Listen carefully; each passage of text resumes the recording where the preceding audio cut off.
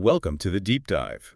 Today we're taking a plunge into, well, a corner of mathematics that might sound a bit obscure at first. Yeah, but stick with us because it really does reveal some surprisingly elegant truths about randomness and order. We're guided by quite a stack of sources here, everything from, academic papers and online encyclopedias like, from MathWorld and Wikipedia, even a curious post from a math forum on Reddit. And our mission for this deep dive is really to unpack the world of Rencontres numbers. We're specifically focusing on this fascinating sequence. It's called A000240 in the Online Encyclopedia of Integer Sequences, or OEIS. Okay, A000240. And what did that sequence count? It counts the number of ways you can rearrange a set of things so that exactly one item ends up back where it started, just one. Exactly one. So it's like figuring out how many ways things can go mostly wrong in a shuffle, but, with one single thing staying put. Precise. And here's a bit of a teaser right up front, something we pulled from the source material. We're going to uncover this kind of bizarre truth. It turns out that for large enough rearrangements, the chance of nothing ending up where it started is surprisingly the same as the chance of exactly one thing ending up where it started. It's pretty counterintuitive. We'll definitely dig into why that happens, using insights from, like you said, MathWorld, OEIS, Wikipedia, also a presentation we saw from Missouri State, and that Reddit discussion. It sounds like a journey, starting with simple counting, but ending up somewhere quite fundamental, touching on constants and probability. Exactly. So let's set the stage first. Okay. When mathematicians talk about rearranging items, the term they use is permutation. Our sources define it pretty simply. It's a mapping of elements from a set back onto itself. Right. Basically, if you have a bunch of objects, a permutation is just one possible way to order them, shuffle them up. And within any permutation, a really key concept for us today is the fixed point. A fixed point. A fixed point is just an element in that rearranged set that hasn't moved. It's still sitting in its original spot. Okay, like shuffling a deck of cards, maybe. Okay. The original order is your starting set. Good analogy. Any order after you shuffle is a permutation. If, say, the ace of spades started on top, and after your shuffle, it's still on top. Then that ace of spades is a fixed point. Right. For that specific shuffle, most cards move, but the fixed points, they stay put. Exactly. And the classic problem that often leads into this whole area, which our sources mention, is the idea of a derangement. Derangement, okay. A derangement is a permutation where there are no fixed points at all. Zero. Every single thing has moved from its original position. Everything's out of place. Right. The sources note that the number of derangements of n objects is often written as dn0, or sometimes, and this is kind of memorable, using subfactorial notation, which looks like n. N, yeah. Yeah, and Wolfram MathWorld actually tells us that term subfactorial came from someone named Whitworth. And Euler himself was calculating the first few values way back. Wow. Okay. And there's a common example for derangements. It's in the Missouri State material. A teacher handing back exams to 6 students. Ah, the dreaded exam return. Exactly. If the teacher just shuffles the test randomly and hands them back, how many ways can they do it so that none of the students get their own test? Okay, so nobody gets the right one. That's counting derangements of 6 things, D60. Precisely. And that number, D60, happens to be 265. 265 ways for 6 students to all get the wrong test back.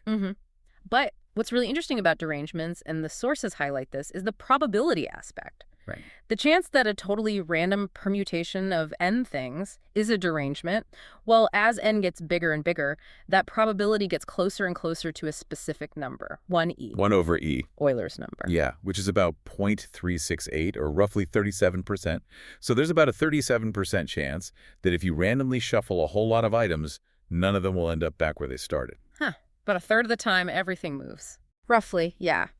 And this is where Rencontres numbers finally enter the picture, as the Wikipedia source explains. They basically generalize this idea.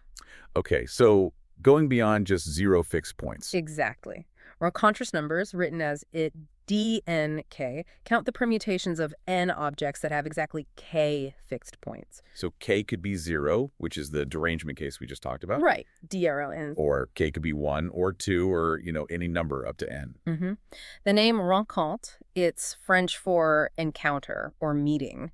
Sometimes the problem is linked to a solitaire game. The sources also call them partial derangements. Partial derangements, that makes sense. Some things are fixed, the rest are deranged. Well, the non-fixed points aren't necessarily deranged among themselves, but overall, you have exactly k fixed points. For instance, Wikipedia gives an example. 7 presents for 7 people. Okay. If you want to know how many ways exactly 2 people get the right present, you're calculating D72. And the answer is? The sources say D72 is 924. Or, think of 7 dance couples. D72 is also the number of ways exactly 2 of the original couples end up dancing together after a random mix-up. Again, 924. Okay. So that brings us to our main focus today. Yeah. The case where k equals 1, dn1. Right. This is the sequence A000240 in the OEIS, the number of permutations of n objects with exactly one fixed point. Let's look at the first few numbers in that sequence, A000240 from the OEIS database. What are they? Okay, starting from M1, it goes 103845 264 1855 12832 and so on. 1038. Okay, let's try to make sense of those small ones. For n1, just one object, let's call it 1. The only possible rearrangement or permutation is just 1. Does that have exactly one fixed point? Well, yeah, 1 is in the first position where it started, so yes, one fixed point. So there's one such permutation. The first number in the sequence is 1. Okay, A11. Checks that. Good. Now, N2, objects 1, 2. The permutations are 1, 2, and 2, 1. Okay. First one, 1, 2. Fixed points. 1 is in position 1, 2 is in position 2. Both are fixed, so that's 2 fixed points. Not 1. Okay, what about 2, 1? 1 is in position 2, 2 is in position 1. Neither is in its original spot. That's 0 fixed points. A derangement. Also not 1. So for n2, neither permutation has exactly one fixed point. The count is 0. And that matches the second term in the sequence, A2. Okay, this is working. Now for the interesting one, n3. Objects 1, 2, 3. There are 3 factorials, which is 6 permutations. We need to check them all for exactly one fixed point. Let's list them out. 1, 2, 3. That have 3 fixed points, 1, 2, and 3. Nope. 1, 3. Okay, 1 is in position 1, fixed 3 is in position 2, 2 is in position 3. So just one fixed point. 1. Yes, that's 1. Good. Next, 2, 1, 3. 2 is in position 1, 1 is in position 2, 3 is in position 3, fixed. So just one fixed point. 3. Yes, that's 2. 2, 3, 1. 2 and 1, 3 and 2, 1 and 3. No fixed points. That's a derangement. Nope. 3, 1, 2. 3 and 1, 1 and 2, 2 and 3. Also no fixed points. Another derangement. Nope. Last one. 3, 2, 1. 3 and 1. 2 is in position 2. Fixed 1 is in position 3. So it's just one fixed point. 2, that's 3. So we found exactly 3 permutations for angle 3 with exactly one fixed point. 1, 3, 2, 2, 1, 3, and 3, 2, 1. And the third term in the sequence was 3. Perfect. A33. Yeah, and the OEIS source actually adds a neat little note for this n to be 3 case. It points out that these 3 permutations are precisely the simple transpositions. Transpositions. You mean just swapping 2 elements? Exactly. Like in 1, 3, 2, you swap 2 and 3, leave 1 alone. In 2, 1, 3, you swap 1 and 2, leave 3 alone. In 3, 2, 1, you swap 1 and 3, leave 2 alone. Each time one element stays fixed, the other 2 swap. Huh. That's a nice connection for N3. It is. And for N4, the sequence tells us A48.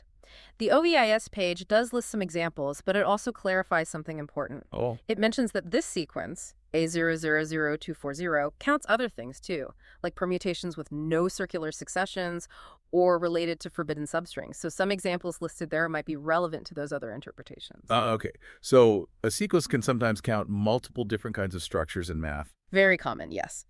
But for our deep dive, we're sticking to the core definition. A000240 is dn1, the number of permutations with exactly one fixed point. Got it.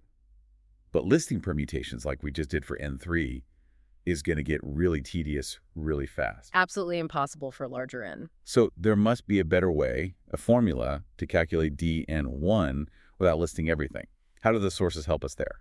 Yes, there is. And it comes from the general formula for Rencontres numbers, dnk, which Wikipedia and other sources provide.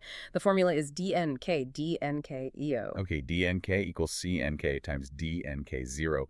Break that down for us. What do the parts mean? It's actually quite intuitive when you think about the process of building such a permutation. Okay. To get exactly k fixed points out of n objects, what's the first thing you have to do? You have to choose which k objects are going to be the ones that stay put. Right. You need to select the fixed ones. Exactly. And the number of ways to choose k items from a set of n items is given by the binomial coefficient, c and k, often read as n choose k. Okay, so cnk is the number of ways to pick the k-lucky objects that get to stay home.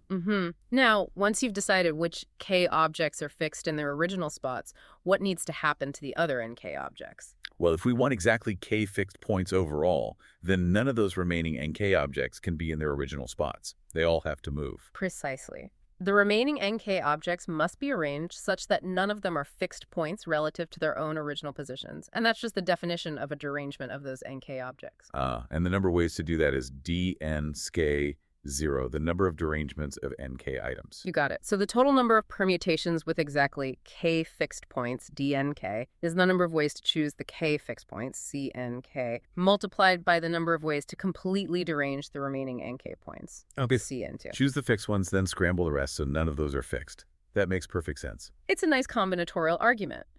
Now, let's apply that formula to our specific sequence, A000240, where k is always 1. Okay, so K1, the formula becomes dn1, cn1, dn1, 0. Right. And what's cnn? 1, the number of ways to choose just one item from n. That's just n. There are n choices for which single item gets to be the fixed point. Exactly. So the formula simplifies beautifully. dn1 equals n, dn1, 0. Wow. So the number of ways to have exactly one fixed point in a permutation of n items is just n times the number of ways to have 0 fixed points, a derangement in a permutation of n1 items. Pick the one fixed point n options, then completely derange the other n1 items, dn1, 0 ways. That really clicks. It connects our sequence directly back to the classic derangement numbers. It does. And just as a side note, the Wikipedia source also gives a more complicated-looking explicit sum formula for DNM generally. It involves factorials and an alternating sum, DNMM times the sum of -1kk, from k0 up to nm. Okay, that looks a bit more involved. It is, but if you were to plug in m1 into that formula, you'd find it mathematically boils down to the same thing, n times dn1, 0, because that sum part basically becomes the formula for dn1, 0, so it's consistent. Good to know. Beyond these kinds of counting formulas, do mathematicians use other tools to study these sequences? Oh, absolutely. Generating functions are a big one.